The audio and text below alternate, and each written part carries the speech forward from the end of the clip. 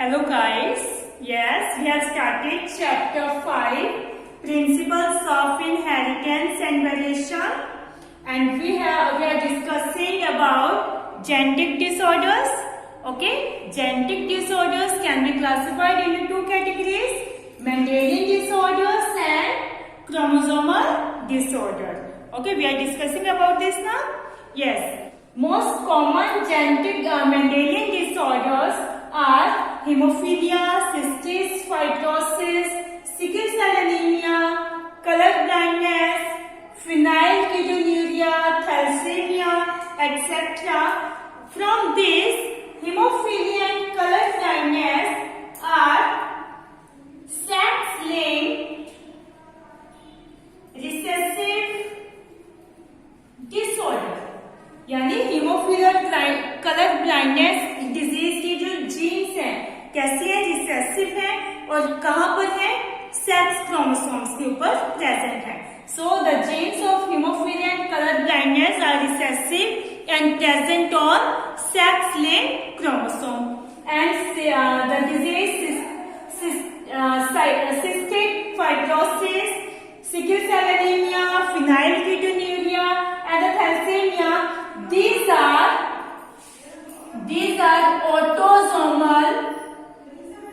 autosomal recessive disorder. These are the autosomal recessive disorders. Okay, that means the gene of this disease. Yes, these are cytosis, fibrosis, cystic fibrosis, sickle cell anemia, phenylketonuria, thalassemia. The genes of these diseases are recessive and present on autosomal chromosome. So these are the autosomal recessive disorder and hemophilia and color blindness. These are the sex-linked recessive disorder. Now we discuss this disease in detail, one by one. Yes, hemophilia. Okay, it is a sex-linked recessive disease. Okay, it is a lethal disease. Okay, the gene of this disease is lethal. That means it is very harmful. Okay, so due to this disease, a simple cut will result in non-stop bleeding. So it is also called bleeder's disease. यानी एक simple cut भी अगर किसी person, अगर if a person have this disease haemophilia and this person get a simple cut, this the bleeding of from this cut non-stop. क्या होता है, उस कट से कंटिन्यूस क्या ब्लीडिंग होती रहती है, नॉन स्टॉप ब्लीडिंग होती है. So it is called bleeders disease. On the basis of sex linked, following genotypes are formed. Okay, 3 genotypes are formed: XX, X, H. This is a gene for hemophilia. Gene of hemophilia. Okay, H is a gene of hemophilia. Okay, XX, this show carrier female. This is a one genotype because female have 2 X chromosome. The gene of hemophilia present on 1 X chromosome. Okay, second XX, that means the gene of hemophilia present on both X chromosome. Okay, so these females are affected with disease XHY. This is a male have 1 X and 1 Y chromosome, and the gene of hemophilia is present on X. Okay, this male affected, this genotype show affected males. That means males are affected with disease. Okay, XX type of females die. देखो ये क्या है, homozygous condition है. Okay, XX, this is a homozygous condition. Type of females die because in homozygous condition, this gene becomes lethal and causes death. So, female always carrier for this disease and males may be hemophilic. क्या होगा, अगर female के दोनों x chromosome के ऊपर haemophilia का gene present है तो ये फीमेल्स क्या हो जाती हैं, डाई हो जाती हैं, जिंदा ही नहीं रहती, डाई हो जाती है। तो फीमेल्स तो हमेशा इस डिजीज के लिए क्या होंगी, कैरियर्स होंगी, और मेल्स जो है वो क्या होंगे, मतलब इस डिजीज से अफेक्टेड हो सकते हैं। मेल्स अफेक्टेड होंगे और फीमेल्स क्या होंगी, always carrier for this disease. The heterozygous females carrier for this disease and may transmit the disease to sons. Okay, so the females always carrier for this disease and transmit the disease to the sons.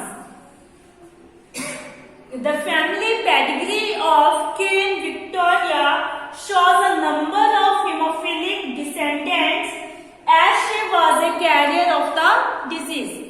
मतलब Victoria की queen थी जो क्या थी, career थी इस disease के लिए। जब उसकी फैमिली पेडिग्री एनालिसिस किया गया, फैमिली पेडिग्री एनालाइज की गई, तो उसमें देखा गया कि उसकी बहुत सारी जनरेशंस में क्या था, हीमोफिलिक ऑफस्प्रिंग्स थे, सन्स थे, हम कह सकते हैं हीमोफिलिक सन्स मिले। ठीक है, तो इस डिजीज का मतलब जो डिस्कवरी है विक्टोरिया क्वीन में ही देखी गई थी। सबसे पहले ये जो हीमोफिलिक डिजीज है उसका कहां से पता चले, विक्टोरिया की क्वीन से। Next disease is colour blindness. It is also sex linked recessive disease. Okay, the inheritance of colour blindness is alike as haemophilia but it is not a lethal disease, so it is found in male and female both.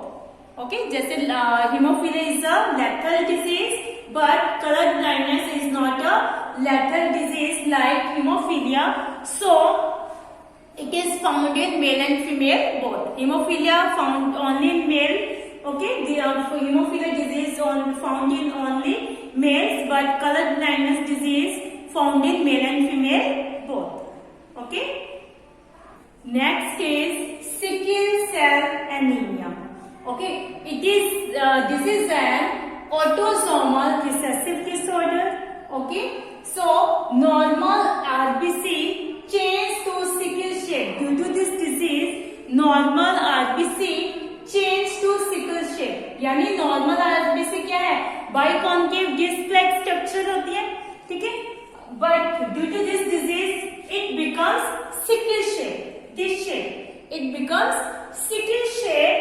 Because of sickle shape RBC, the oxygen carrying capacity of the RBC is reduced. Okay, due to the sickle shaped RBC, the oxygen carrying capacity of RBC is reduced.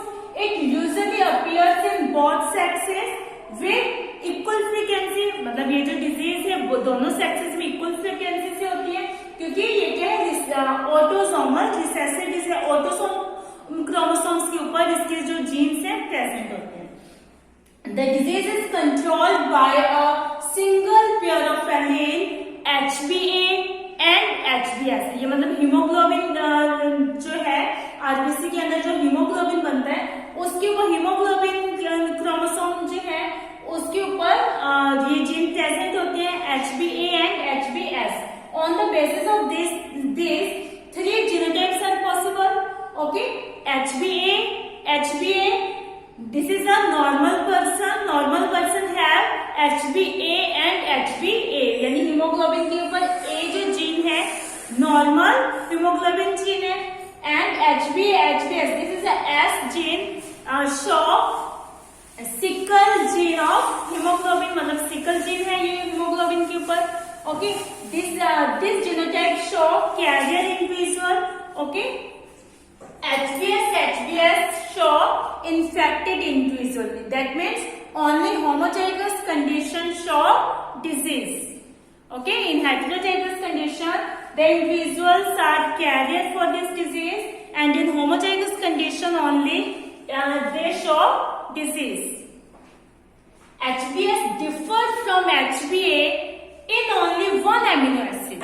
ठीक है, 6 amino acid of the beta chain of hemoglobin is changed. देखो ये मतलब haemoglobin की chain है जिसके अंदर बहुत सारे एमिनो एसिड मिलकर क्या बनाते हैं, प्रोटीन की, हीमोग्लोबिन प्रोटीन की सिंथेसिस करते हैं। हीमोग्लोबिन क्या प्रोटीन का बना होता है, और इसके अंदर बहुत सारे एमिनो एसिड मिलकर क्या कर हीमोग्लोबिन की सिंथेसिस कर रहे हैं। तो इसमें जो 6 नंबर का जो एमिनो एसिड है नॉर्मल कंडीशन से वो क्या हो जाता है, चेंज हो जाता है। यही इसमें डिफरेंस है, मतलब नॉर्मल पर्सन और सिकल सेल एनीमिया जिस पर्सन को डिजीज है, नॉर्मल पर्सन जो है उस पर्सन से सिर्फ इसी चीज में डिफरेंस है कि उसमें एक एमिनो एसिड क्या है, डिफर होता है। HbS is different from HbA in only one amino acid of the this is the 6th amino acid of the beta chain of hemoglobin. This disease or disorder caused because glutamic acid is replaced by valine due to the transversion of capital T by A, that means thymine is replaced by adenine. In the second position of the triplet codon, CTC is changed to CAC in the beta chain of hemoglobin. देखो normal haemoglobin के अंदर जो DNA में jeans हैं GAG होता है, GAG।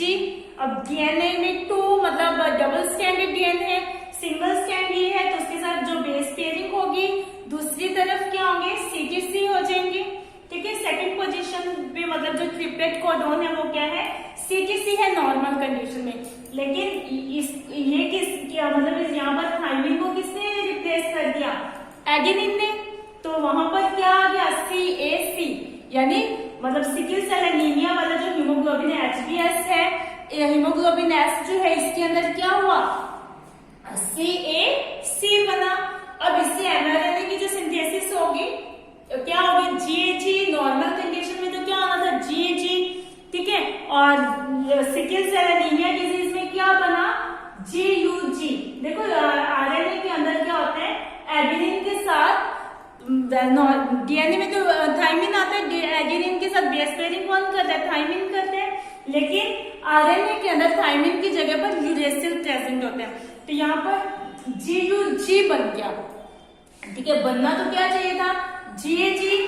ये जो मतलब एमआरएनए है ये ग्लूटामिक प्रोटीन को कोड करते हैं। ठीक है, ग्लूटामिक एमिनो एसिड को मतलब ग्लूटामिक एसिड को कोड कर रहे हैं, और ये वाला जो है इसकी वजह से क्या बन गया, वैलिन। ये जो है एमआरएनए ये वैलिन एसिड के लिए कोड कर रहे हैं। तो इस तरह से मतलब glutamic acid is replaced by valine. Due to this in this disease glutamic acid is replaced by valine.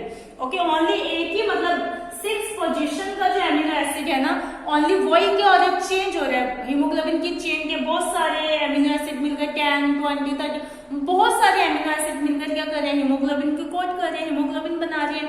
उसमें जो 6 नंबर का जो एमिनो एसिड है ओनली उसके अंदर चेंज होता है। बनना नॉर्मल कंडीशन में बनना था ग्लूटामिक एसिड और बन क्या जाता है, वैलिन एसिड। ओके, सो इसकी वजह से क्या होती है, sickle cell anaemia disease show होती है, पर्सन क्या हो जाता है, इफेक्टेड हो जाता है इस डिजीज से। I hope you understand about sickle cell anaemia. Okay, next is phenyl ketonuria.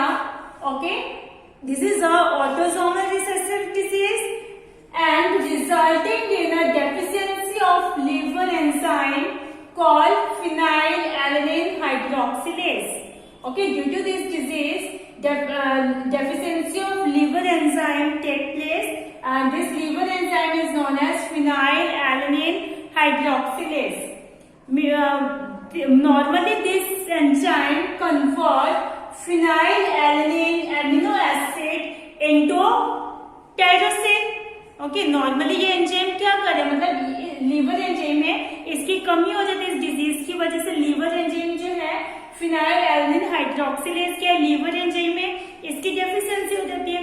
ये एंजाइम क्या करे, convert phenylalanine amino acid into tyrosine. अब जब इसकी कमी होगी तो ये फिनाइलएलानाइन जो है टायरोसिन में कन्वर्ट नहीं होगा। As a result, due to the lack of this enzyme, phenylalanine is accumulated, वो क्या होता है, इकट्ठा होता रहेगा फिनाइलएलानाइन।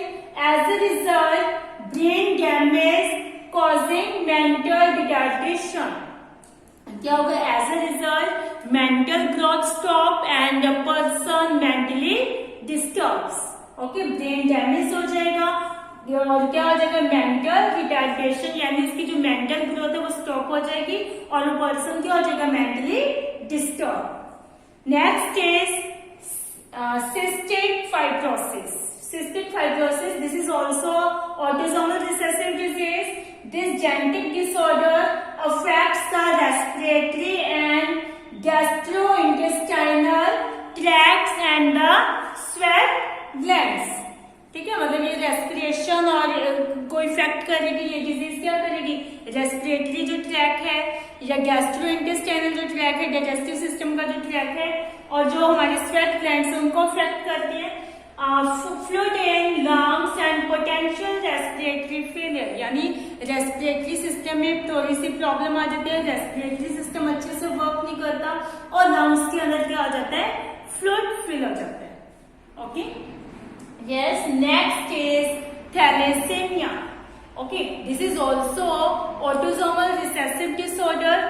It is a blood related disease. ये भी क्या है, blood related disease। जैसे सिकल सेल एनीमिया भी हमने क्या देखी थी, blood related disease थी ना। Yes, it is also blood related disease. It is a quantitative disorder, that means amount of hemoglobin is decreased.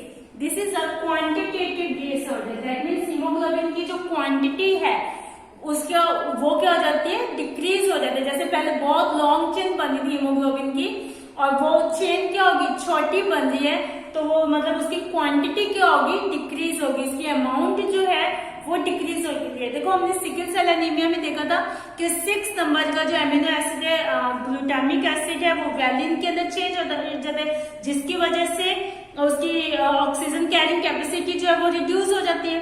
ठीक है, यानी वहां पर हीमोग्लोबिन की क्या हो रही थी, क्वालिटी डिक्रीज हो रही थी। तो वो कैसी डिजीज है, क्वालिटेटिव डिजीज है sickle cell anaemia. Okay, sickle cell anaemia की अगर हम बात करें, इट इज अ क्वालिटेटिव